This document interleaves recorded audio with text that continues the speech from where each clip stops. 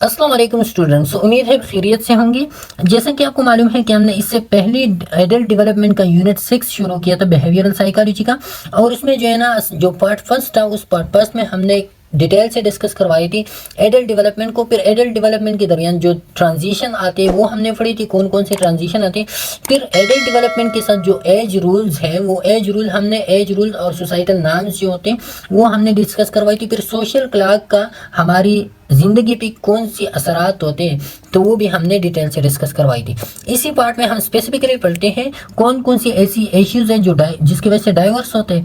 फिर डाइवर्स जो है ना ये किस तरह होते हैं, और फिर डाइवर्स के इंडिविजुअल इम्पैक्ट्स क्या है, फिर इसकी फैमिली इम्पैक्ट क्या है, और फिर हमने इसको किस तरह मैनेज करवाना है उसकी इम्पैक्ट्स को। ओके, तो ये है आज के हमारे पार्ट का खुलासा कि क्या क्या हम इसमें पढ़ेंगे। आपसे रिक्वेस्ट है अगर आप हमारे चैनल पे नए हो तो चैनल को ज़रूर सब्सक्राइब करें और फ्रेंड के साथ इसको ज़रूर शेयर करवाएं। ओके, तो चलते अपनी वीडियो की तरफ। The first one is issues in marriage leading to divorce. Leading divorce के लिए कौन कौन सी ऐसे फैक्टर्स हैं मैरिज लाइफ में जिसकी वजह से डाइवर्स होते हैं। तो सबसे पहले वो कम्युनिकेशन प्रॉब्लम है। कम्युनिकेशन प्रॉब्लम में क्या होता है, पुअर कम्युनिकेशन और break down in communication is one of the most common reason for marital discord. तो जो पुअर कम्युनिकेशन होता है या आपकी कम्युनिकेशन में जो ब्रेक डाउन आता है तो मैरिटल डिस्कार्ड की वजह से, डिस्कार्ड के लिए, डाइवोर्स के लिए बहुत इंपॉर्टेंट फैक्टर्स है। ये क्यों? क्योंकि बहुत ज़्यादा कपल्स ऐसे होते हैं ना, when couple struggle to express their needs, emotions and concerns effectively, misunderstanding can escalate into serious conflict.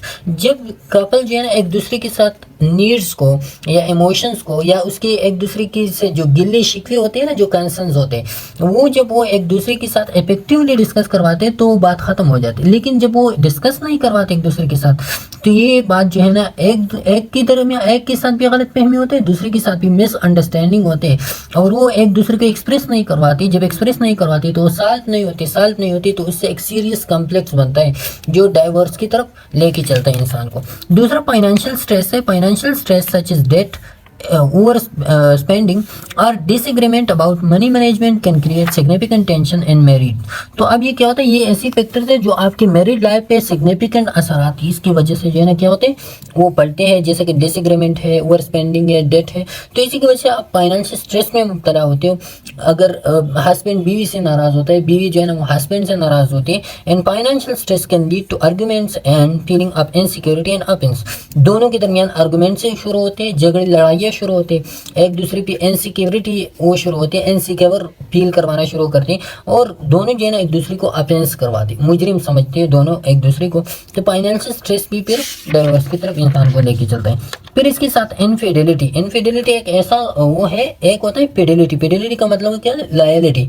Infidelity मतलब डिसलायलिटी या बेवफाई जिसको हम कहते हैं। ओके, इनफिडेलिटी में क्या होता है, infidelity is a breach of trust that can be devastating to a marriage. Infidelity क्या होता है, ब्रीच ऑफ ट्रस्ट होता है, ट्रस्ट को तोड़ना होता है, that can be devastating to a married life. Married life के लिए एक महलिक है क्या, breach of trust. Breach of trust जो है ना मेन चीज़ होता है, आपकी जो भी रिलेशन होते हैं ना उसमें ट्रस्ट एक इंपॉर्टेंट फैक्टर होता है।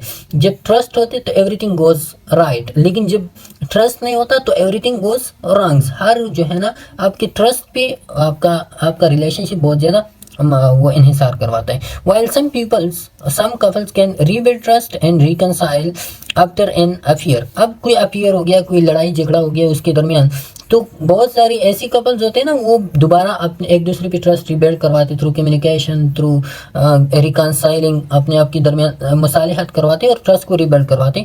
लेकिन बहुत ज़्यादा मैरिड ऐसे होते हैं do not survive this breach of Fidelity, कि वो इस फिडेलिटी का जो ब्रीच हो गया, जो ट्रस्ट का जो ब्रेक डाउन हो गया है ना दोनों के दरमियान, वो इसको सर्वाइव नहीं करवाता और वो डाइवोर्स की तरफ चलते हैं। लेक ऑफ इंटीमेसी फिर क्या है, intimacy encompasses emotional, physical and sexual closeness. अब इस इंटीमेसी में क्या होता है, आप इंटीमेसी आपकी इमोशनल, सोशल, साइकोलॉजिकल और सोशल सेक्सुअल जो क्लोजनेस होता है, जो डिमांड्स होते हैं, तो इंटीमेसी में, इंटीमेसी सिंपली हम क्लोजनेस को कहते हैं। Closeness is with respect to emotion, with respect to physical closeness, with respect to sexual closeness. तो ये तीनों इंटीमेसी में आते हैं। तो इंटीमेसी क्या करवाते हैं, ये तीनों चीज़ों को, आपकी सोशल, आपकी सेक्सुअल नीड्स को, आपकी फिजिकल नीड्स को और आपकी इमोशनल नीड्स जो है ना मैं भी एक दूसरे से पूरी करते हैं। लेकिन when couples experience a decline in intimacy, a struggle to meet each other emotional and physical need, जब इंटीमेसी में डिक्लाइन आ जाए, एक दूसरे के इमोशनल फिजिकल नीड्स को पूरा नहीं कर सकती, तो ये आपके रिलेशनशिप पे एक प्रेशर पड़ता है। इसकी वजह से आपके रिलेशनशिप ब्रीच की तरफ या डाइवोर्स की तरफ चलते हैं। फिर जो है ना अनरिजॉल्व कॉन्फ्लिक्ट्स, बहुत सारे ऐसे कॉन्फ्लिक्ट्स होते हैं जो अनरिजॉल्व होते हैं। Persistent unresolved conflicts can erode the foundation of marriage, आपकी मैरिज की फाउंडेशन जो है इसकी वजह से एरोड होता है, खराब होता है, ब्रिक होता है। किस वजह से? अनरिजॉल्व कॉन्फ्लिक्ट्स की वजह से, परसिस्टेंट अनरिजॉल्व कॉन्फ्लिक्ट की वजह से। When couple repeatedly fail to find solution to the problem, अब बहुत सारे कपल होते हैं ना जो इस प्रॉब्लम्स के लिए जो है ना वो कोई सोल्यूशन नहीं निकाल सकता। जब सोल्यूशन नहीं निकलता उसके लिए, तो फिर क्या होता है? They may grow apart and become emotionally detach, वो इमोशनली एक दूसरे से अलग होते हैं और एक दूसरे से क्या होते हैं? अपार्ट होते हैं, डाइवोर्स इनके दरमियान होते हैं। क्यों? उस कॉन्फ्लिक्ट की वजह से, जिसके लिए उन्होंने कोई रास्ता नहीं ढूंढा, कोई हल का तलाश का कोई रास्ता उनके पास नहीं मिल गया। Difference in values and goals, अब गोल्स और वैल्यूज में डिफरेंस है दोनों की, मियाँ बीवी की, तो फिर क्या होता है? Marital conflicts can arise when couples have fundamental differences in values, life goals and priorities. अब मियाँ बीवी की वैल्यूज अलग है, उसके लाइफ गोल्स अलग है, उसकी प्रायोरिटीज अलग है। एक जो चाहता है दूसरा वो नहीं चाहता, एक की जो थीम है, एक की जो लाइफ गोल्स होते हैं वो दूसरी से अलग है। फॉर एग्जांपल बीवी चाहते हैं, बच्ची चाहते हैं बीवी, और उधर हस्बैंड जो है ना वो नहीं चाहते, वो जो है ना एक सक्सेसफुल लाइफ, एक क्या कहते हैं एजुकेशन पे फोकस करवाता है, अपनी लाइफ में वो सक्सेस लेके आना चाहते हैं। लेकिन बीवी उसकी अलग है, उसकी सोच जो है ना वो थोड़ा सा अलग है, या इस तरह की हस्बैंड एक अलग सोचते हैं, बीवी कुछ अलग सोचते हैं। तो फिर ये आपके लाइफ गोल्स और आपकी वैल्यूज डिफरेंस है। जब ये डिफरेंस हो तो मेनी कॉन्फ्लिक्ट्स अराइज होते हैं मियाँ बीवी के दरमियान। For instance disagreement about whether to have a children or differing religious beliefs, तो अब ये जो है ना बहुत ज़्यादा डिसएग्रीमेंट होते हैं चिल्ड्रन के हवाले से, या रिलीजियस बिलीव दोनों की अलग है, एक रिलीजन से ताल्लुक़ रखते हैं, दूसरा दूसरी रिलीजन से, या बहुत ज़्यादा ऐसी कंडीशन जो जॉब्स के हवाले से डिफरेंस इन जॉब्स हो, तो वो भी एक दूसरे को समझ नहीं पाती, एक दूसरे की फील्ड्स उसके अलग होती है, एक दूसरे की समझ नहीं पाती, सोसाइटी अलग होती है, एक दूसरे को समझ नहीं पाती, तो कैन बिकम इनसरमाउंटेबल ऑब्स्टिकल। अब इसी की वजह से इनसरमाउंटेबल्स, वो ऐसी ऑब्स्टिकल इनके दरमियान है जो इनसरमाउंटेबल का मतलब है कि ओवर द कंट्रोल से बाहर जो बातें होते हैं ना, एक ऐसी ऑब्स्टिकल इनके दरमियान आते हैं जो फिर कंट्रोल ही नहीं होते। ओके, ये किस वजह से? Difference in values and goals की वजह से। फिर जो है ना इसमें आता है सब्सटेंस अब्यूज, अगर बीवी सब्सटेंस अब्यूज करवाते, मेडिकेशन ड्रग्स लेते हैं, या शौहर जो है ना वो ड्रग्स वगैरह लेते हैं, तो इस वजह से substance abuse issue whether involving alcohol, drugs or other addictive behaviors can have a devastating impact on marriage। तो ये सब्सटेंस अब्यूज है ना आपकी मैरिज पे एक मुहलिक असरात उसके होते हैं। It can lead to erratic behaviour, erratic मतलब बेतरतीब बिहेवियर, एक ऐसा बिहेवियर वो शो करवाता है जो नॉर्मल बिहेवियर नहीं हो। नेग्लेक्ट शो करवाता है, मतलब जो चर्सी फोडरी बंदा होता है ना, वो उसको ना अपने आप का पता होता, ना अपने बच्चों का पता होता, ना बीवी का पता होता, उसी की वजह से ट्रस्ट जो है ना वो ब्रोकन होता है। तो फिर क्या होता है? डिवोर्स की तरफ चले जाते हैं। इमोशनल एंड फिजिकल अब्यूज, अब अगर बीवी शौहर को फिजिकली अब्यूज करवाते हैं, इमोशनली अब्यूज करवाते हैं, या शौहर बीवी को फिजिकली या इमोशनली अब्यूज करवाते हैं, तो इसी की वजह से अब्यूज वेदर इमोशनल और physical is a serious issue that often necessitates the termination of marriage. तो इसी अब्यूज की वजह से फिर क्या होता है? फिर ज़रूरत होती है इस बात की, नेसेसिटी इस बात की होती है कि मैरिज को टर्मिनेट करे, ख़त्म करवा दे, to protect the victims well being and safety. जो विक्टिम होता है, जो अब्यूज का शिकार बंदा होता है, चाहे वो शौहर हो या बीवी हो, तो उसके वेल बींग और उसकी सेफ्टी को मद्देनजर रख के ही उसको फिर तलाक लेना चाहिए एक दूसरे से। ओके, पेरेंटिंग कॉम्प्लेक्स क्या होता है? Parenting complex disagreement about the parenting style. एक पेरेंटिंग क्या होता है? बच्चों की परवरिश वगैरह करना होता है। तो अब हर सोसाइटी में या मियाँ बीवी के दरमियान में जो है ना हर एक का एक अलग स्टाइल होता है पेरेंटिंग का। तो जब इस पे डिसएग्रीमेंट आ जाए, डिसिप्लिन पे या पेरेंटिंग स्टाइल पे या चाइल्ड रियरिंग डिसीजन पे, can create ongoing complex with in the marriage. तो मैरिज में फिर बहुत ज़्यादा कॉम्प्लेक्स आते, बहुत ज़्यादा लोग ऐसे होते हैं जो बच्ची की करियर पे, कि ये एक कहता है ये करियर इसका होगा, दूसरा कहते हैं नहीं ये करियर होगा, या बहुत ज़्यादा ऐसे डिस्प्यूट आते हैं कि बच्चे के उस पे क्या कहते हैं उसको, बच्ची के मैरिज पे, ये कहते हैं कि ये लड़का लड़की मैंने उसके लिए पसंद किया, दूसरा बीवी कहते हैं कि नहीं मैंने तो ये पसंद किया। तो इस तरह के कॉम्प्लेक्स फिर डेवलप होते हैं। These dispute can intensify if not address constructively. अगर ये छोटी छोटी बातें, लेकिन अगर आपने कंस्ट्रक्टिवली अच्छे अंदाज से इसको आपने इंटेंसिफाई नहीं किया, इसको आपने सॉल्व करने की कोशिश नहीं की, तो फिर ये एक बड़ी बात बन जाती है जिसकी वजह से डाइवोर्स की तरफ भी बात चल सकती है। Work life balance, work life क्या है? The demands of careers and family life can strain a marriage when couple struggle to find a healthy work balance.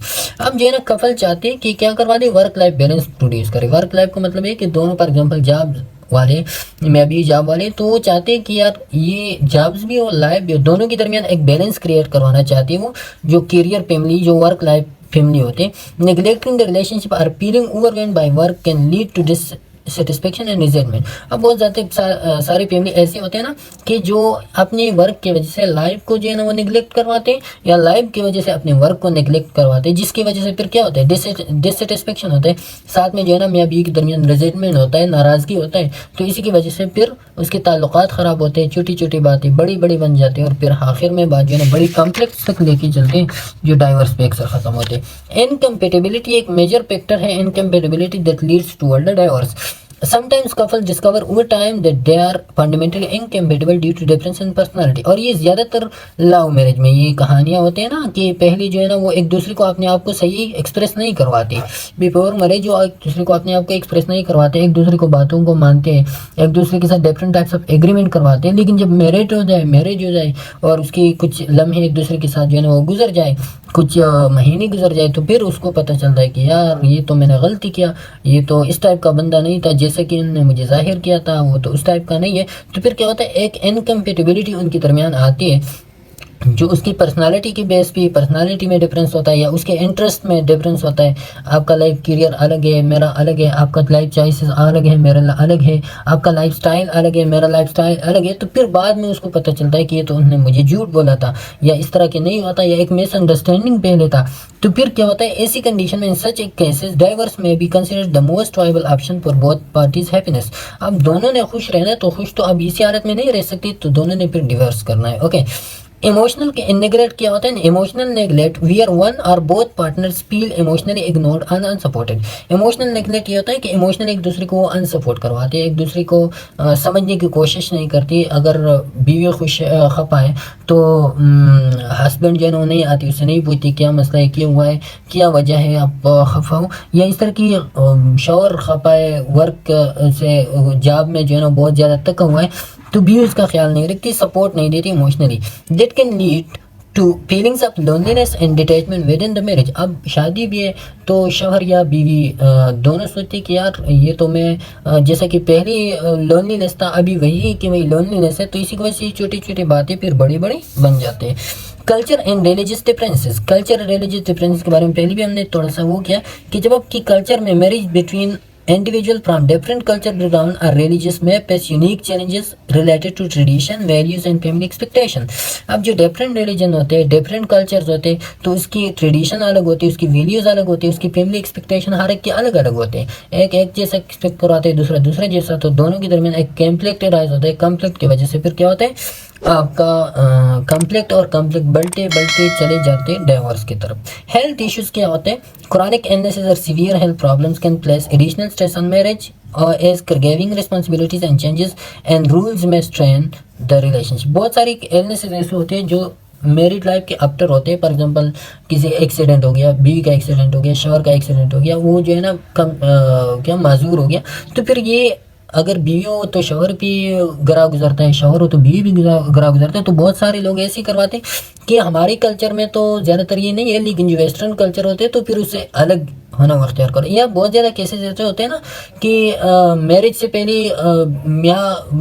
Husband को पता नहीं होता या शौहर को पता नहीं होता, लेकिन उसका जो हस्बैंड है या उसका जो बीवी होता है वो बीमार होता है, डिफरेंट कम्युनिकेबल डिजीज़ उसको फॉर एग्जांपल हो, कोई और सीरियस इलनेस उसको, तो उसको पहले से पता नहीं होता, लेकिन शादी के बाद उसको पता चलता है कि इसको ये बीमारी है, तो फिर जो है ना वो डाइवोर्स की तरफ ये बातें चलती हैं। ओके, अब इसके बाद जो है ना फिर आता है हम डिवोर्स भी। तो ये डिवोर्स के लिए जो रिस्क फैक्टर थे या जो लीडिंग काजेज पर डिवोर्स थे वो हमने पढ़ी। अब हम डिवोर्स के पढ़ते कि डिवोर्स है क्या।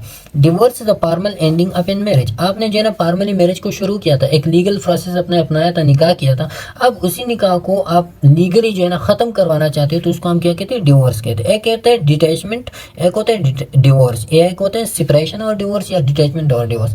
सेपरेशन डिटैचमेंट ये होता है कि आप अपने आप को अलग करवा दो, लेकिन लीगली आपने अलग नहीं किया, फॉर्मली आपने अलग नहीं किया। डिवोर्स ये होता है कि आप लीगली अपना कहानी ख़त्म करवा दो। It's more permanent than separation and involve legal process. अब जैसे कि मैंने कहा, सेपरेशन से ये बहुत ज़्यादा परमानेंट होता है और साथ इसमें जो है ना क्या होता है, लीगल प्रोसेस भी होते हैं।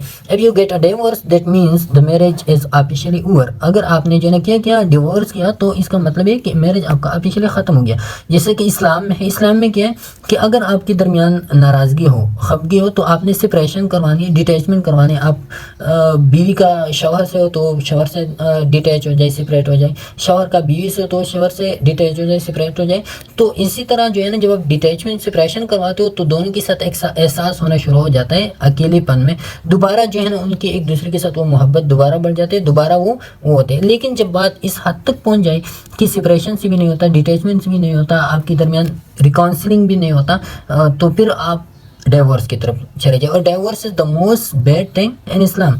इस्लाम में जो सबसे ज़्यादा नापसंदीदा हलाल काम जो है ना वो क्या है, वो डाइवोर्स है। डाइवोर्स जो सबसे ज़्यादा नापसंदीदा हलाल काम वो है डाइवोर्स है। तो डाइवोर्स की तरफ डायरेक्टली नहीं जाना चाहिए। सबसे पहले आपने उसको रिकॉन्साइल करने की कोशिश करनी है, मसालियत करने की कोशिश करनी है। फिर हम अब इधर पलटे कि कौन कौन सी बातें आपने करनी होते before the divorce. Okay, adjustment to divorce and its impacts on individual and family behaviour. अब जब आपने डिवोर्स करवा दिया, जो काजिज थी आपने उस काजिज को संभाल नहीं किया, उस काजिज को आपने रिकॉन्साइल नहीं किया, उसको आपने एडजस्ट नहीं करवाई उस काजिज को, तो आप डाइवोर्स की तरफ अब चले गए। अब डाइवोर्स की वजह से आपकी फैमिली लाइफ पे, आपकी इंडिविजुअल लाइफ पे जो इम्पैक्ट्स होते हैं, उस इम्पैक्ट्स को आपने किस तरह एडजस्ट करवाना है, तो उसकी हम बात करेंगे।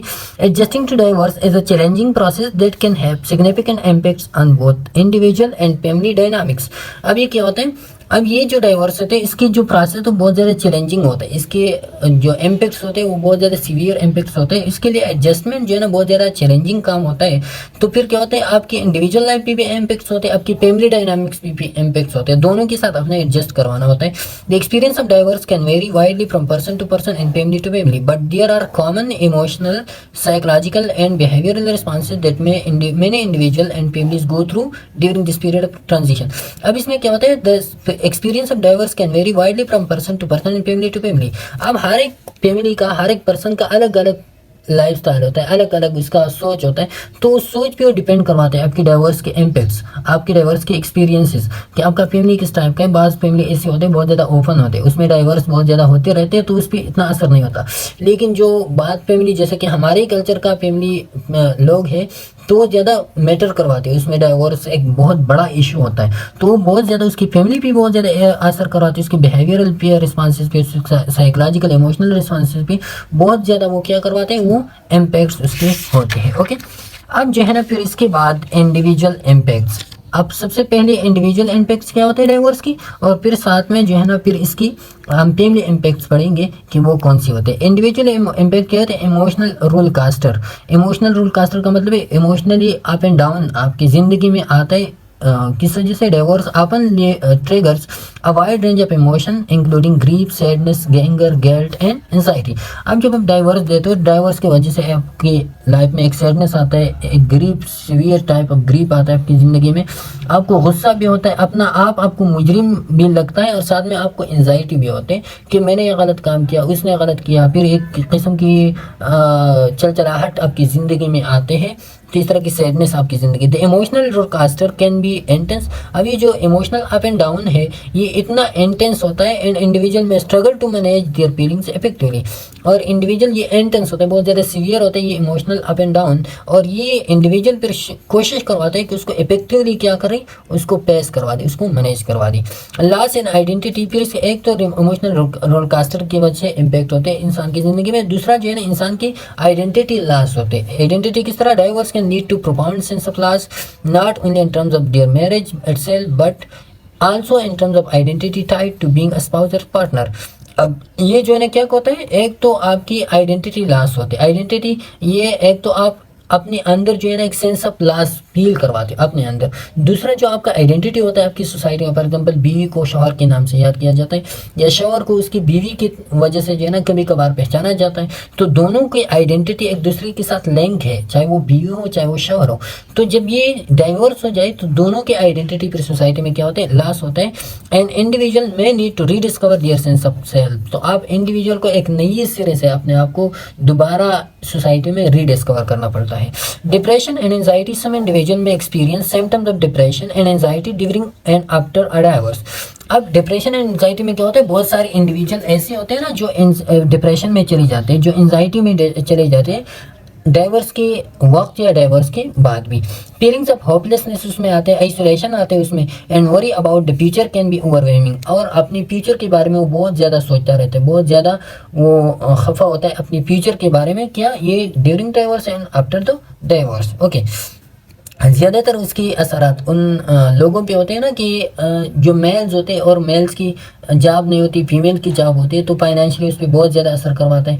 या जो फीमेल्स होती है उसकी जॉब नहीं होती है, वो हाउस वाइफ होते हैं, और मेल जो है ना वो जॉब करवाते हैं, तो फिर फीमेल पे बहुत ज़्यादा असर करवाते हैं। तो इस तरह की सिचुएशन में फिर अपने फ्यूचर के बारे में इंसान बहुत ज़्यादा वो सोचता रहता है। इस तरह की चाइल्ड्स अब ज़िंदगी में होते हैं, चिल्ड्रन, तो उसकी फ्यूचर के बारे में बहुत सारा फिर वरीड इंसान होता है। एडजस्टिंग टू सिंगल लाइफ, अब आपने डाइवर्स किया, पहले आप जो है ना टुगेदर रहते थे, एक दूसरे के साथ बातें करते रहते थे, लेकिन अभी आपने जो है ना सिंगल लाइफ लोनलीनेस की तरफ अपने जाना है। Diverse upon एंटेल्स significant lifestyle changes, individual may need to adjust to living alone, managing financial independently and handling household responsibility on their own।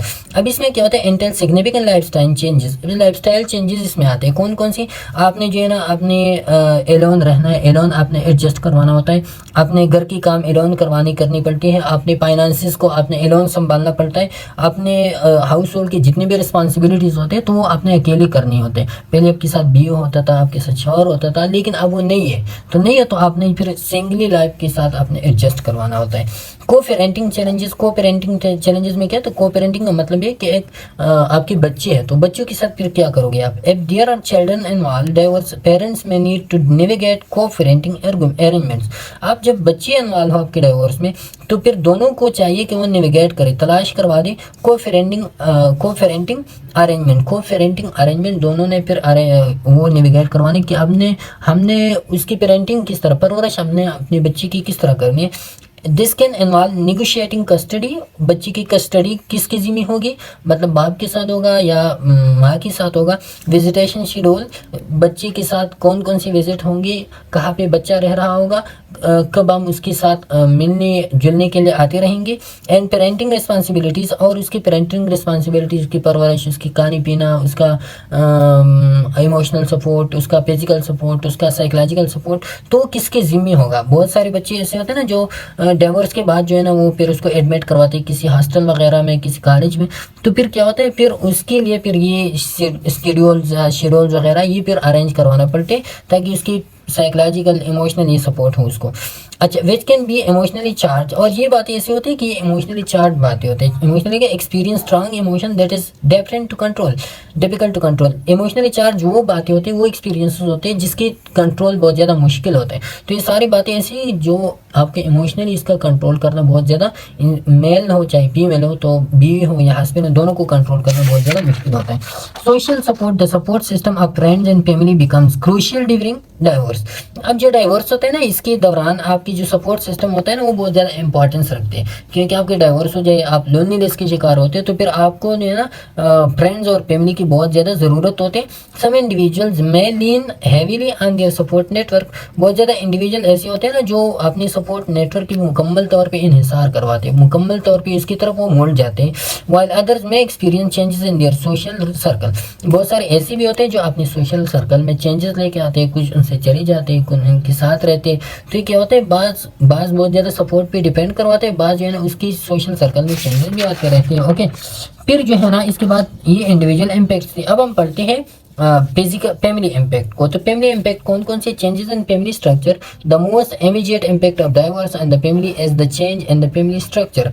आपकी फैमिली स्ट्रक्चर में अब चेंज आते हैं, तो जब चेंज आते हैं आपकी फैमिली स्ट्रक्चर में, तो ये क्या होता है, चेंजेस फैमिली स्ट्रक्चर में चेंज आते हैं, तो इसकी वजह से चिल्ड्रन में need to adopt to live in separate household. अब चिल्ड्रन को जो है ना एक अलग घर में रहना पड़ता है, and splitting their time between parents, और दोनों पेरेंट्स के दरमियान उसको वक्त गुजारना पड़ता है। एक पेरेंट भी अलग है, दूसरा पेरेंट भी अलग है, तो दोनों के साथ फिर एडजस्ट करवाना होता है, तो आपकी फैमिली पे उसका बहुत ज़्यादा असर होता है। इमोशनल स्ट्रेस ऑन चिल्ड्रन भी आते हैं। चिल्ड्रन में experience a wide range of emotion in response to the their individual their parents divorce. अब इसकी वजह से चिल्ड्रन में experience a wide range of emotion, children जो है ना एक वाइड रेंज ऑफ इमोशन जो है ना वो क्या करवाते हैं, एक्सपीरियंस करवाते टू देयर पेरेंट डाइवोर्स। अपने पेरेंट डाइवोर्स की वजह से उसको इमोशनल बहुत ज़्यादा चेंजेस उसमें आते हैं, including sadness, anger, confusion and guilt. ये बच्चे फील कर रहा है अपने आप को मुजरिम हो, फील कर रहा है कि मुजरिम हो क्योंकि बाप भी चला गया, माँ भी चली गई। It can be a challenging period for them as they adjust to the new family dynamics। अब ये उसके लिए एक चैलेंजिंग पीरियड है। क्यों चैलेंजिंग पीरियड है? क्योंकि इसकी वजह से उसका फैमिली डायनामिक जो है ना मुकम्मल तौर पर चेंज हो गया। अब आपने जो है ना एक न्यू फैमिली डायनामिक्स के साथ एडजस्ट करवाना है, तो इसकी वजह से इसके लिए चैलेंजिंग होते हैं चिल्ड्रन के लिए। को-पेरेंटिंग डायनामिक्स में क्या आता है? Co-parenting dynamics, effective co-parenting essential for the wellbeing of children. Wellbeing, children की वेलबींग के लिए को-पेरेंटिंग बहुत ज़्यादा लाजमी होता है। अब the way parents interact with each other and communicate about the parenting issue can greatly influence child adjustment। अब आपके साथ जितनी भी कंफ्लिक्ट हो, माँ बीवी के दरमियान जो भी कंफ्लिक्ट हो जिसकी वजह से आपका डिवोर्स हो गया, लेकिन जब बात बच्चों की आती है तो बच्चों के सामने फिर आपने ये शो नहीं करना है। आपने उनके साथ उनके सामने एक क्या करवाना है, एक अच्छी तरह से मिलना जुलना पड़ता है, ताकि आपके बच्चों पे इसका अच्छे असरात पड़ जाए, न कि वो नेगेटिवली माल अडॉप्ट हो जाए इसकी चीज़ के साथ। ओके, फिर फाइनेंशियल चेंजेस क्या होते हैं? फाइनेंशियल चेंजेस भी आते हैं। The economic impact of divorce can be significant. Families often needed to adjust to new financial realities. अब फैमिली अलग हो गई।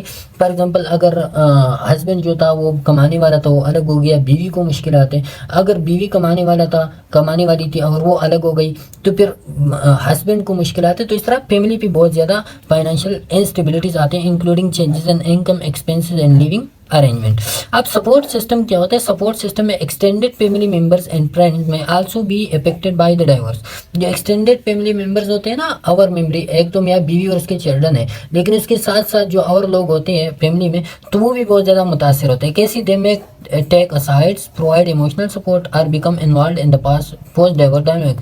अब ये जो लोग होते हैं ना, वो अपने हस्बैंड जो होता है उसके वो होता है ना, फॉर एग्जांपल हस्बैंड की कोई भाई है, उसकी बहन है, तो फिर इन चीज़ों में बहुत ज़्यादा इन्वॉल्व होते हैं। वो अपनी भाई को या अपने बहन को जो है ना वो फिर सपोर्ट देते हैं, सोशल सपोर्ट देते हैं। तो ये सपोर्ट सिस्टम आपका जो है ना उस पर भी इम्पैक्ट्स पड़ते हैं। Reconstruction of family identity. अब जो है ना आपने दोबारा अपनी फैमिली के बारे में, चाहे वो बीवी हो चाहे वो शोहर हो, तो दोबारा वो अपनी फैमिली के बारे में दोबारा सोचना शुरू करवा देती है। The divorce may lead to reconstruction of the family identity. Families may need to redefine what it means to be a family and how they relate to one another. अब एक दूसरे के साथ उसका ताल्लुक क्या है और एक दूसरे को किस तरह डिफाइन करवाते, अपनी फैमिली को किस तरह डिफाइन करवाना चाहिए, क्योंकि एक अहम मेंबर वो फैमिली से अब चला गया, तो आपने अपनी आइडेंटिटी को रीडिफाइन करवाना पड़ता है। रिकंस्ट्रक्ट अपने आइडेंटिटी को लोग फिर करवाते हैं। ओके, फिर इमोशनल इंटेलिजेंस आते हैं। द लास्ट टॉपिक इस चैप्टर का है। तो emotional intelligence is the ability to understand and manage emotions effectively. अब आप इसमें जो है ना अपने अपने इमोशंस को इफेक्टिवली मैनेज करवाना पड़ता है इमोशनल इंटेलिजेंस में। तो इमोशनल इंटेलिजेंस क्या है कि आप understand and manage emotions effectively. अपने इमोशंस को आप किस तरह अंडरस्टैंड करवाते हो, फिर उसको आप किस तरह इफेक्टिवली मैनेज करवाते हो, तो उसको हम कहते हैं इमोशनल इंटेलिजेंस। जहानत कहते हैं कि आपके जो गुजरता है उसको आप सही तरह से मैनेज करवाते हो, तो आपको इमोशनल इंटेलिजेंस ज़्यादा है। आप सही तरह उसको मैनेज नहीं करवा सकते तो आपकी इमोशनल इंटेलिजेंस कम है। If you are emotionally intelligent, अगर इमोशनली आप इंटेलिजेंट हो, you can handle interpersonal relationship empathetically. रहमाना अंदाज से, बहुत इफेक्टिव अंदाज से आप इंटरपर्सनल रिलेशनशिप को वो ले सकते हो अगर आप इमोशनल इंटेलिजेंस हो। And high emotional intelligence can help you better achieve your professional goal. और साथ साथ में एक तो इंटरपर्सनल रिलेशनशिप भी आपके बहुत ज़्यादा अच्छे होते हैं इमोशनल इंटेलिजेंस से। दूसरा जो आपकी प्रोफेशनल गोल्स होते हैं, आपकी जो प्रोफेशन होता है, जो काम करना होता है, जॉब वगैरह, तो उसमें भी इमोशनल इंटेलिजेंस का बहुत ज़्यादा इंपॉर्टेंट रोल होता है। It plays a significant role in intimate interpersonal and work situation for several reason. अब ये जो है ना आपके इंटीमेट इंटरपर्सनल और वर्क सिचुएशन पे इमोशनल इंटेलिजेंस का बहुत ज़्यादा असर होता है। कैसे? तो इधर हम पढ़ते हैं उसके खुलासे को। Self awareness the first thing in the emotional intelligence, जो बहुत ज़्यादा ज़रूरी होता है। Emotional intelligence begin with self awareness. Self awareness से इमोशनल इंटेलिजेंस शुरू होता है। अब इमोशनल इंटेलिजेंस में या सेल्फ अवेयरनेस में आपने क्या करना पड़ता है? Self awareness which is the capacity to recognise and understand your own emotion. Self awareness का मतलब है कि अपने आप से इम्पाम हो जाना, आपके अंदर क्या चल रहा है, क्या अच्छा चल रहा है, खराब चल रहा है। तो आप अपनी इमोशन से जब आप अंडरस्टैंड करवाओ, उसको रिकॉग्नाइज करवा दो। रिकॉग्नाइज मतलब पहचान लो, उसको अंडरस्टैंड करवा दो, आप समझ लो कि ये गलत है या ठीक है, तो उसको हम कहते हैं self awareness. An intimate relationship, self awareness allows individual to communicate their feelings needs effectively. अब इंटीमेट रिलेशनशिप में सेल्फ अवेयरनेस क्या करवाता है? एक इंडिविजुअल को अलाउ करवाता है कि वो अपनी फीलिंग्स को और अपनी नीड्स को इफेक्टिवली क्या करें, वो मैनेज करवा दे। Okay, in the work place it helps employees recognise their strengths and weaknesses. Work place में क्या होता है? ये तो इमोशनल इंटेलिजेंस या self awareness in interpersonal relationship था। दूसरा जो है ना इंटरपर्सनल रिलेशनशिप में वो कम्युनिकेशन और अपनी फीलिंग्स को समझने के लिए सेल्फ अवेयरनेस ज़रूरी है। दूसरा वर्क प्लेस में आप अपने एम्प्लॉयज़ को पहचान लो, अपनी स्ट्रेंथ और वीकनेसेस को पहचान लो और अपनी पर्सनल डेवलपमेंट पे आप काम शुरू करवा सकते हो जब आपके पास सेल्फ अवेयरनेस हो। ओके, फिर इसके बाद आता है सेल्फ अवेयरनेस के बाद self regulation. Self regulation due to emotional intelligence. तो emotional intelligence involves the ability to manage one's emotion. अब इसी इमोशनल इंटेलिजेंस क्या कराता है? एक इंसान के इमोशन को मैनेज करवाते हैं, particularly in high stress situation. बहुत ज़्यादा स्ट्रेस सिचुएशन है लेकिन आपकी इमोशनल इंटेलिजेंस ज़्यादा है तो आप उसको अच्छी तरह कोप करवा सकते हो। एंड इंटीमेट रिलेशनशिप में इसका क्या काम होता है? सेल्फ रेगुलेशन का। Self regulation can prevent conflicts from escalating and enable partners to resolve issues calmly. अब सेल्फ रेगुलेशन आपकी कॉन्फ्लिक्ट्स को क्या करवाता है? अच्छी तरह सॉल्व करने की या प्रिवेंट करवाते हैं एस्केलेटिंग से। एस्केलेटिंग मतलब ये कि उसको बाहर निकलने से या बहुत ज़्यादा खतरनाक बनने से जो है ना आपकी कॉन्फ्लिक्ट्स को बचाते हैं। एंड साथ में and enable partner to resolve issue calmly, और पार्टनर्स को जो है ना वो इस काबिल बनाते हैं कि वो एक दूसरे के दरमियान उस इशू को आराम से हल करवा दिए। Self regulation. वर्क प्लेस में सेल्फ रेगुलेशन का क्या काम होता है? It helps employees stay composed under pressure and make rational decision. अब इसी सेल्फ रेगुलेशन से आप जो है ना आप सेल्फ को रेगुलेट करवाते हो। मतलब ये कि एम्प्लॉइज़ को ये करवाते हैं कि उसके ऊपर जितना भी प्रेशर हो लेकिन वो फिर भी वाइज डिसीजन लेते हैं, रैशनल डिसीजन वो लेते हैं। ओके, सेल्फ रेगुलेशन के थ्रू। फिर तीसरा एम्पैथी है। एम्पैथी क्या होता है? Empathy is the ability to understand and share the feeling of other. Empathy के थ्रू आप दूसरों की फीलिंग को समझते हो, अंडरस्टैंड करवाते हो और उसको शेयर करवाते हो। शेयर का मतलब है उसी के साथ उस फीलिंग को आप जो है ना क्या करवाते हो? शेयर करवाते हो कि उसकी जो फीलिंग्स है वो अपने आप पे भी आप इस तरह के महसूस करवाते हो कि इसकी फीलिंग्स मुझ पे भी गुजरता है ऐसी तरह की सिचुएशन। तो उसी के साथ आप एम्पैथी शो करवाते हो कि उसकी फीलिंग्स को आप अपना लो। सिंपल यही है। इन इंटीमेट रिलेशनशिप में एम्पैथी का क्या रूल होता है? Empathy fosters deeper emotional connections and enhances communication. अब जो इंटरपर्सनल रिलेशनशिप में एम्पैथी के थ्रू जो है ना आप क्या करवाते हो? जो इमोशनल कनेक्शन होता है उसको आप डीफर करवाते हो और साथ में जो है ना जो कम्युनिकेशन होता है वो एनहांस होता है। एम्पैथी, आप किसी के साथ जो भी हो आप उसके साथ एम्पैथी शो करो तो वो आपको सब कुछ बता देता है, अपने राज वगैरह जो उस पर गुजरता है बीतता है तो वो सब कुछ वो आपको बता देते हैं। इन वर्क प्लेस में जब आप एम्पैथी शो करवाते हो it promote better team work, collaboration and ability to meet the needs of colleagues and customer. तो इसी के थ्रू आप तो एक टीम वर्क कोलैबोरेशन को इंक्रीज करवा सकते हो एम्पैथी के थ्रू। दूसरा जो आपकी कलीग्स और कस्टमर की जो नीड्स होते हैं उसको आप अच्छी तरीके से क्या करवा सकते हो? फुलफिल करवा सकते हो। फिर सोशल स्किल्स है। तो social skills, effective social skills are crucial in both personal and professional settings. तो इमोशनल इंटेलिजेंस की वजह से क्या होता है? जो इफेक्टिव सोशल स्किल्स जो है ना वो आप में इफेक्टिव सोशल स्किल्स आते हैं। इफेक्टिव सोशल स्किल्स क्या होते हैं? ये इंपॉर्टेंट होते हैं पर्सनल और प्रोफेशनल सेटिंग्स के लिए। क्यों? Emotional intelligence include the capacity to build and maintain positive relationship. अब सोशल स्किल के इमोशनल इंटेलिजेंस का सोशल स्किल में क्या काम है? क्योंकि इमोशनल इंटेलिजेंस की वजह से एक अच्छी रिलेशनशिप बनते हैं, कम्प्लेक्स रिजल्ट होते हैं और कम्युनिकेशन जो है ना वो क्लियरली होते हैं इमोशनल स्किल्स की वजह से। ये तीनों बातें होते हैं तो मतलब है कि आपकी सोशल स्किल्स को इम्प्रूव करवाता है क्या? Emotional intelligence. And intimate relationship strong social skill contribute to healthy and satisfying partnership. अब इंटीमेट रिलेशनशिप में सोशल स्किल्स का क्या काम है? वो आपकी एक हेल्दी और सेटिस्फाइंग रिलेशनशिप को वो आगे बढ़ाते हैं। मतलब आपके पास सोशल स्किल्स हो, आप जो है अच्छी तरह बातें कर सकते हो, आप कम्युनिकेशन आपकी बहुत अच्छी होती है, आप कॉन्फ्लिक्ट को अच्छी अच्छी तरह रिजॉल्व करवा सकते हो। तो इसी की वजह से आपकी इंटीमेट लाइफ, आपका जो मैरिड लाइफ है तो वो हेल्दी भी होता है और सेटिस्फाइंग भी होता है। दूसरा, in work place they lead to effective leadership, team work and networking. तो इसमें आपका नेटवर्किंग, आपका टीम वर्क, आपका लीडरशिप जो है ना वो बहुत ज़्यादा इफेक्टिव होता है। किस वजह से? सोशल स्किल के थ्रू। ओके, फिर इसके बाद आता है कॉन्फ्लिक्ट रिजोल्यूशन। कॉन्फ्लिक्ट रिजोल्यूशन में क्या होता है? Conflict is inevitable in any relationship और वर्क एनवायरनमेंट। अब जो है ना इनएविटेबल होता है कॉन्फ्लिक्ट। कॉन्फ्लिक्ट क्या होता है? इनएविटेबल होता है आपकी रिलेशनशिप में और आपकी वर्क एनवायरनमेंट में। कॉन्फ्लिक्ट जो है ना ये बहुत ज़्यादा क्या होता है? ख़तरनाक होता है आपकी वर्क रिलेशनशिप को, आपके रिलेशनशिप के लिए भी, आपके वर्क एनवायरनमेंट के लिए भी। Okay, high emotional intelligence allows individual to approach conflicts with empathy. अब जिसके इमोशनल इंटेलिजेंस ज़्यादा हो तो वो कॉन्फ्लिक्ट्स को किस तरह सॉल्व करवाते हैं? वो एम्पैथी के साथ उसको पेश करवाते हैं कॉन्फ्लिक्ट्स को। साथ में कम्युनिकेशन उसमें ओपन होते हैं। कम्युनिकेशन के थ्रू आप एक दूसरे की बातों को समझ सकते हो। फिर प्रॉब्लम सॉल्विंग स्किल्स भी उसके साथ होते हैं जो लोग इमोशनली इंटेलिजेंट होते हैं, तो कॉन्फ्लिक्ट वो इजीली रिजॉल्व करवाते हैं। अब this leads to more constructive conflict resolution and help maintain harmony and relationship in the work place. अब ये दोनों जो आपके वर्क प्लेस हो या जो आपकी रिलेशनशिप हो तो उसमें एक कंस्ट्रक्टिव तरीके से, एक अच्छी तरीके से, एक डेवलप तरीके से आप अपनी रिजोल्यूशन को थ्रू इमोशनल इंटेलिजेंस सॉल्व करवा सकते हो। ओके, फिर इमोशनल इंटेलिजेंस की रूल होते हैं आपके डिसीजन मेकिंग में भी। अब डिसीजन मेकिंग में भी क्या रूल होते हैं? In both intimate and work situation emotions can influence decision making. दोनों में, अगर आपका वो वर्क सिचुएशन हो या इमोशंस हो तो दोनों में डिसीजन मेकिंग का एक इंपॉर्टेंट रूल होता है।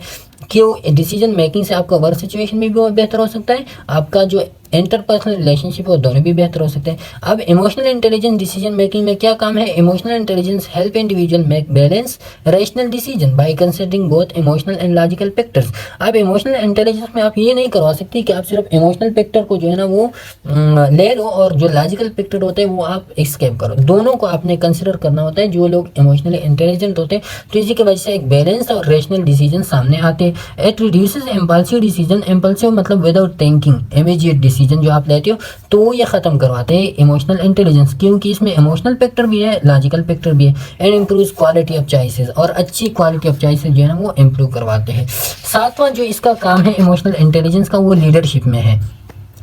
अच्छा, effective leadership involves understanding and managing one's own emotions as well as those of others. अब इफेक्टिव लीडरशिप में क्या होता है? Involve understanding and managing one's own emotion. अब अपनी इमोशंस को जो है ना आप अंडरस्टैंड भी करवाओ इफेक्टिव लीडरशिप में और उसको मैनेज भी करवाओ as well as those of other, और दूसरों के इमोशन को भी अंडरस्टैंड करवाओ, उसको मैनेज करो। इसको लीडरशिप कहते हैं। लीडरशिप क्या है कि आप अपनी इमोशन को मैनेज और अंडरस्टैंड करवा सकते हो और दूसरों की इमोशन को भी आप मैनेज और अंडरस्टैंड करवा सकते हो। तो ये क्या होता है? ये इफेक्टिव लीडरशिप होता है। अब leaders with high emotional intelligence can inspire and motivate their teams. अब जिसके साथ इमोशनल इंटेलिजेंस ज़्यादा हो तो वो लीडर जो है ना वो क्या करवाते हैं? इंस्पायर करवाते हैं, अपनी टीम को मोटिवेट करवाते हैं। बिल्ड ट्रस्ट, अपना ट्रस्ट डेवलप करवा सकता है। And create positive team work environment, और एक पॉजिटिव टीम वर्क एनवायरनमेंट को क्रिएट करवा सकता है। इन इंटीमेट रिलेशनशिप में लीडरशिप का क्या रूल होता है? Emotional intelligence partners can be more supportive and nurturing. अब इमोशनल इंटेलिजेंट जो पार्टनर होते हैं ना इंटीमेट रिलेशनशिप में तो वो बहुत ज़्यादा एक दूसरे के साथ सपोर्टिव होते हैं और नर्चरिंग, एक दूसरे की परवरिश का, एक दूसरे की ख्याल का, केयरिंग बहुत ज़्यादा एक दूसरे की वो करते हैं इमोशनल इंटेलिजेंस के थ्रू। अच्छा, फिर इसके बाद आता है स्ट्रेस मैनेजमेंट। तो स्ट्रेस मैनेजमेंट में क्या होता है? 8 number, in both personal and professional life stress can have a significant impact on wellbeing. Stress का अपनी पर्सनल और प्रोफेशनल लाइफ दोनों पे बहुत ज़्यादा असर होता है। Emotional intelligence enable individual to cope with stress better, preventing it from negatively affecting their relationship and job performance. अब इमोशनल इंटेलिजेंस जो है ना स्ट्रेस को बेटर तरीके से कोप करने का आपको हुनर सिखाते हैं। साथ में जो है ना preventing it from negatively affecting their relationship and job performance. अब जो है ना ये जो स्ट्रेस होता है जो आपकी जॉब को, आपके रिलेशनशिप को नेगेटिवली अफेक्ट करवाते हैं, तो नेगेटिवली अफेक्शन भी वो इमोशनल इंटेलिजेंस जो है वो ख़त्म करवाते हैं। ओके, फिर आते हैं कम्युनिकेशन पे। 9 नंबर, इंटेलिजेंस का कम्युनिकेशन में क्या काम है? तो clear and empathetic communication is a vital in all situation. आपका कम्युनिकेशन एक तो क्लियर होना चाहिए, दूसरा वो एम्पैथेटिक हो जिसमें आप दूसरों की फीलिंग्स को समझ सकते हो। इस तरह एम्पैथेटिक कम्युनिकेशन ही बहुत ज़्यादा इंपॉर्टेंट होता है। तो अब ये इंपॉर्टेंट है, तो इमोशनल इंटेलिजेंस क्या करवाते हैं, enhances the ability to express thoughts and emotion honestly.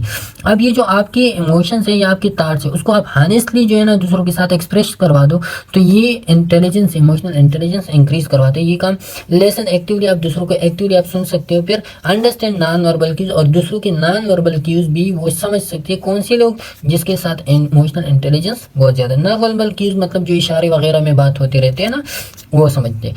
N intimate relationship में क्या काम होता है कम्युनिकेशन का, at least to better intimacy and understanding. जब आपकी कम्युनिकेशन अच्छा हो, बेहतर हो, तो आप बेटर कम्युनिकेशन की तरफ और साथ में जो है ना बेटर अंडरस्टैंडिंग की तरफ आप चले जा सकते हैं। Okay, in the work place it fosters effective communication with colleagues, clients and superiors. Work place में क्या होता है कि आपकी बेटर कम्युनिकेशन के थ्रू जो है ना क्या होता है, आप better communication, emotional intelligence promote करवाते हैं आपके बेटर कम्युनिकेशन को with colleagues, clients and superiors के साथ। ओके, फिर इसके बाद 10वां आता है एडाप्टेबिलिटी। द लास्ट पॉइंट है कि इमोशनल इंटेलिजेंस आप में एडाप्टेबिलिटी, लचक आप में पैदा करवाता है। Emotional intelligence help individual adapt to changing circumstances. जो सर्कमस्टांसेस चेंज होता है तो उसके साथ अडाप्ट करना किसका काम होता है, वो आपकी इमोशनल इंटेलिजेंस आपको सिखाती है।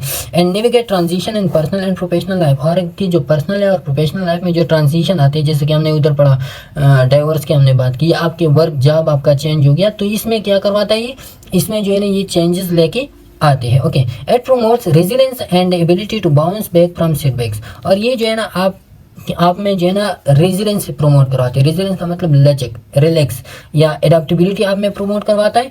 And ability to bounce back, और आप बाउंस बैक इख्तियार करवाते हो किस चीज़ से, सेटबैक से। जो आपको नुकसान पहुंचता है ना, तो उस नुकसान से आप सेटबैक्स हो। बहुत सारे लोग ऐसे होते हैं जिसमें एडाप्टेबिलिटी नहीं होती, वो एक डिसीजन करवाते तो वही उसके डिसीजन होते हैं। लेकिन जब किसी के पास इमोशनल इंटेलिजेंस हो, तो उसको जब पता चले कि ये चीज़ मेरे लिए नुकसानदेह है, तो सेटबैक्स वो बाउंस बैक होते हैं या रेजिलेंस वो इख्तियार करवाते हैं। ओके, समरी क्या है हमारी इमोशनल इंटेलिजेंस का, summary simple and summary. Emotional intelligence is essential and intimate interpersonal and work situation, because ये अब आपके इंटरपर्सनल और वर्क सिचुएशन में इमोशनल इंटेलिजेंस बहुत ज़्यादा इंपॉर्टेंट है। क्योंकि ये कंट्रीब्यूट करवाता है सेल्फ अवेयरनेस आपकी इंप्रूव करवाते हैं, सेल्फ रेगुलेशन इंप्रूव करवाते हैं, एम्पैथी इंप्रूव करवाते हैं, social skill, conflict resolution, decision making, leadership, stress management, communication and adaptability, जो हमने अभी डिटेल से डिस्कस करवा दी, ये सारी आपकी इंप्रूव करवाते हैं कौन, emotional intelligence. Developing and nurturing emotional intelligence can lead to more fulfilling relationship, improve team work and enhance overall wellbeing. तो इमोशनल इंटेलिजेंस की वजह से आपका रिलेशनशिप बहुत ज़्यादा अच्छे होते हैं, फुलफिल होते हैं, आपकी टीम वर्क इंप्रूव होते हैं, साथ में आपका जो ओवरऑल वेलबींग है वो भी इंप्रूव होता है। It's a variable skill that can B horned and refined over time. अब ये एक बहुत ज़बरदस्त स्किल है इमोशनल इंटेलिजेंस, जो वक्त के साथ इंक्रीज होता रहता है एंड साथ में जो है ना ओवर टाइम रिफाइंड भी होता है, सही भी होता है, करेक्टनेस की भी तरफ चलते हैं, leading to personal and professional success. और इसी की वजह से जब ये हार्ड होता है, जब ये रिफाइंड होता है, तो इसकी वजह से आपको पर्सनल और प्रोफेशनल सक्सेस भी मिलते हैं। ओके, तो ये था आज का हमारा लेक्चर। उम्मीद है आपको समझ आ गया होगा। दोस्तों के साथ इसको ज़रूर शेयर करवाइए। इंशाल्लाह फिर नेक्स्ट लेक्चर पे मुलाकात होगी, तब तक के लिए इजाज़त दीजिए। अल्लाह हाफिज़।